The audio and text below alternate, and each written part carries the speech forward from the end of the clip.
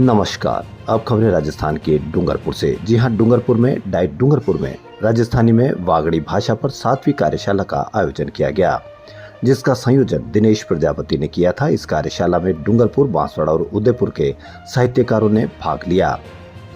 कार्यशाला में भामाशाह ग्राम पंचायत विकास नगर के युवा सरपंच सुनील डेंडोर के आर्थिक सहयोग से संपन्न हुई। प्रथम सत्र में कार्यशाला में परिचय और रजिस्ट्रेशन के साथ पूर्व में आयोजित कार्यशाला में किए गए कार्यों का समेकन करते हुए संग्रहकर्ता कवि प्रवीण प्यासा के साथ संयोजक दिनेश प्रजापति ने कहा कि जन सहयोग से आयोजित ये कार्यशालाएं आम जन में वागड़ के प्रति वागड़ को जागरूक करना है और सबसे बड़ी बात तो यह है कि भामाशाह आगे बढ़कर सहयोग कर रहे हैं।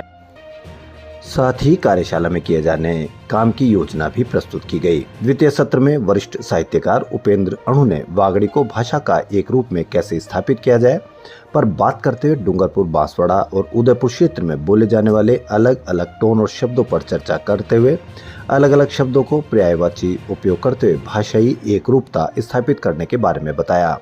वागड़ी भाषा में लेखन पठन सरल बने ताकि पाठक सहज और सरल रूप में पढ़ते हुए समझ सके। वरिष्ठ साहित्यकार भविष्य दत्त भविष्य ने वागड़ी में लिखे गद्यांश को पढ़ना और लिखना विषय पर सत्र लेते हुए हिंदी वाक्यों को मारकर बोर्ड पर लिख सहभागियों को वागड़ी में अनुवाद करवाया। सभी ने अनुवाद कर पठन किया। अनुवाद में आने वाले शब्दों में भिन्नता और समस्या पर उपेंद्र अणु के सहयोग से समाधान किया। वरिष्ठ साहित्यकार दिनेश पंचाल ने कहा कि अब तक आयोजित कार्यशालाओं से सीखते हुए हमें सर्जन करना चाहिए, तो ही कार्यशालाओं की उपयोगिता साबित होगी।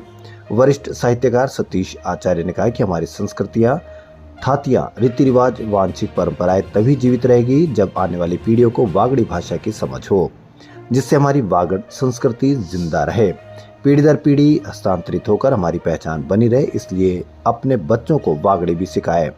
समापन सत्र में दिनेश प्रजापति ने कहा कि वरिष्ठ साहित्यकारों के मार्गदर्शन में आगामी कार्य योजना में वागड़ी भाषा के संरक्षण, संवर्धन और समृद्धि के लिए भामाशाहों के सहयोग से 3 दिवसीय कार्यशाला का आयोजन बांसवाड़ा में होगा। भवन उपलब्ध करवाने के लिए डाइट प्रधानाचार्य लक्ष्मीकांत चौबीसा का आभार व्यक्त किया गया।